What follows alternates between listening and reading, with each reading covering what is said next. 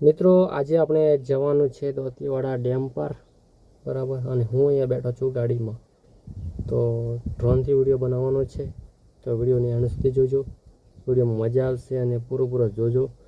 અને પહેલી વાર આવે ચેનલને સબસ્ક્રાઈબ કરી દેજો અને લાઈક કરી દેજો, કમેન્ટ કરીને જણાવજો અને કયા ગામથી અમે વિડીયો જુઓ છો, બરાબર. તો મિત્રો ચાલો આપણે જઈએ બાઇક લઈ, ડાયરેક્ટ ડ્રોનથી વિડીયો બનાવીશું. ડાયરેક્ટ વિડીયો પૂરો જોજો, બરાબર.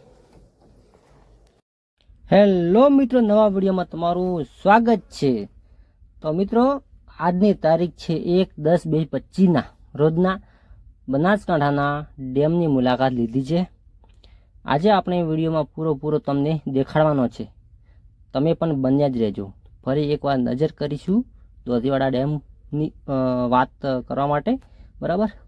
તો ઉપરના ભાગમાં પાણીની આવક હાવ ઓછી છે, બરાબર.